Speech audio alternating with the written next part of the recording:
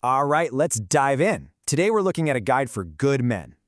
Men who want to be great partners. And look, this isn't about some crazy personality makeover. It's really about unlocking a version of yourself that's already there. A deeper, more supportive side that can totally transform your relationships. So let's just start with a really big question, right? What does it actually mean to be a strong man?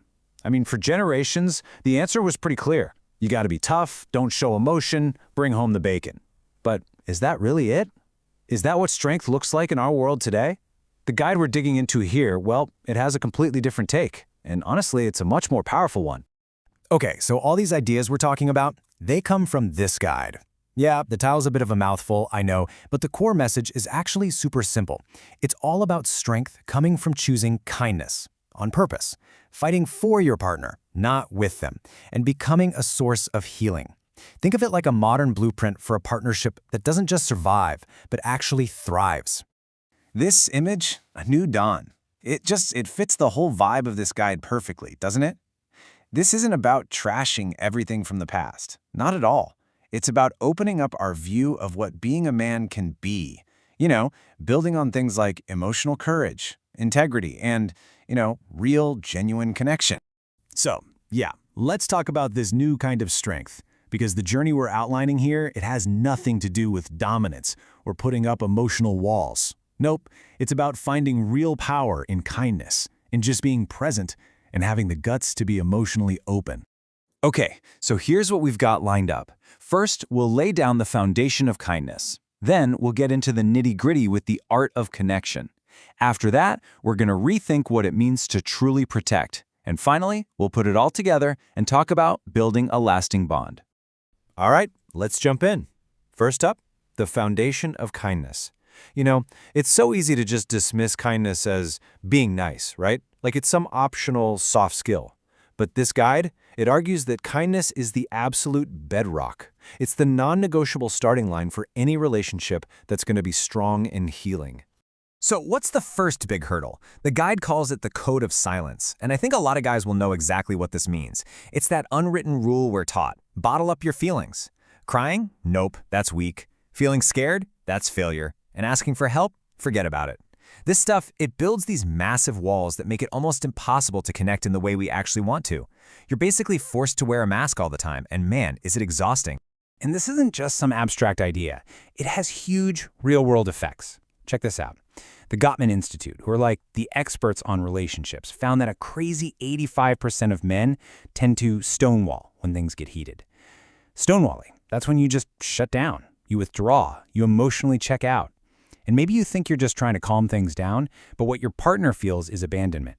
It creates this huge, painful distance between you. So, okay, how do you even begin to fight against all that conditioning? Well, you start with kindness. The guide has this amazing metaphor for it. Think of kindness as the root system of your relationship. You don't always see it, right? It's not flashy, but it's what gives the whole thing stability when the storms hit. It's what provides the nourishment to grow. Without those roots, the relationship it can't stand. And look, kindness does real work. It's not just fluff. First off, it builds trust and creates that emotional safety where someone feels they can actually be vulnerable with you. Second, when you're consistently emotionally supportive, that is kindness in action, it literally lowers your partner's stress. You become their calm spot, not another storm they have to deal with. And that last point, choosing to stay gentle and present even when you're feeling attacked or challenged, come on, that's not weakness. That takes incredible courage. That's real strength. Okay, so if kindness is our foundation, then connection, that's the house we're building on top of it. Which brings us right to our next section, the art of connection. This is where we get into the practical, how-to stuff for really, truly supporting your partner. And probably the single most important skill here is something called active listening. Now, this is way more than just shutting up while your partner talks. It's not about just waiting for your turn to jump in. It's about focusing all your energy on one thing and one thing only, understanding. It means you're not just hearing the words, you're trying to feel the emotion behind them and figure out what the real need is underneath it all. So how do you do it?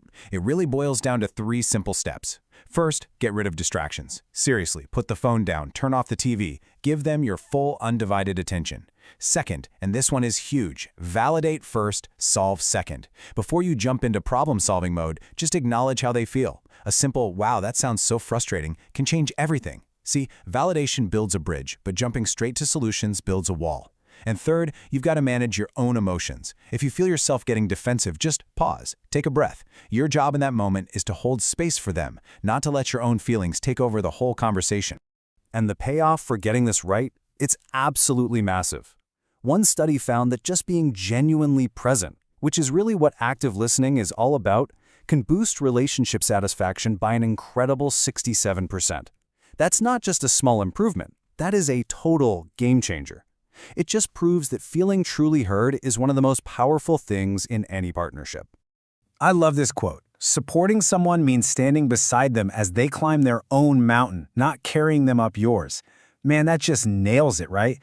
True support isn't about swooping in and fixing everything for them. It's about being their trusted ally. It's about respecting their journey and their own strength and just being there to offer a hand when they ask for it. It's about being a partner, not a parent. All right, our next section is all about redefining what it even means to protect someone. You know, for centuries, being a protector meant being a physical shield. But today, in a modern partnership, the biggest threats usually aren't physical, they're emotional. So true protection now, it's about creating an emotional safe harbor. Just think about that shift for a second. The old idea of strength, it's like a fortress, right? Stone walls, crossed arms. But the new ideal is totally different. Your goal isn't to be the fortress anymore. It's to create the safe space. To build an environment that's so warm and welcoming that your partner feels like she can finally let her own guard all the way down. You're not her bodyguard, you're the architect of her sanctuary. I love that. So what does that actually look like, day to day? It boils down to a few key things. First, be her advocate, but don't speak for her. Don't overpower her voice. Second, guard her emotional space. Be the guy who shields her from unnecessary negativity or drama.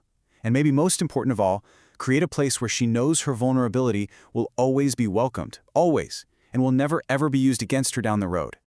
And again, the effect of creating this kind of safety, it is off the charts.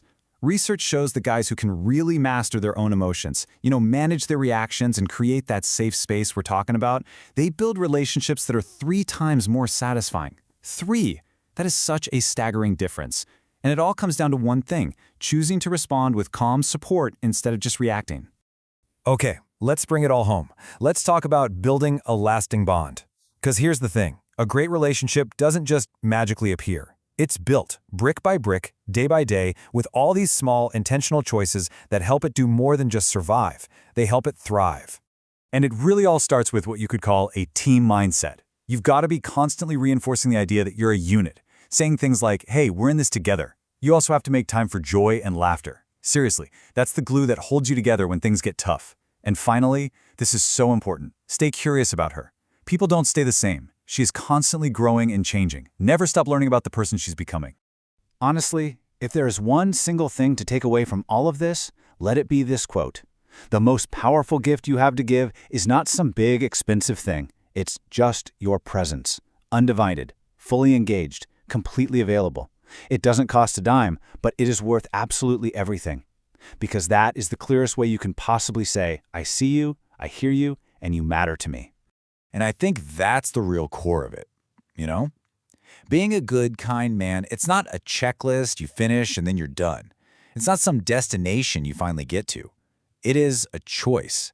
A conscious, intentional choice that you get to make over and over again, every single day, in every little conversation, in every argument, and even in those quiet moments, just sitting together.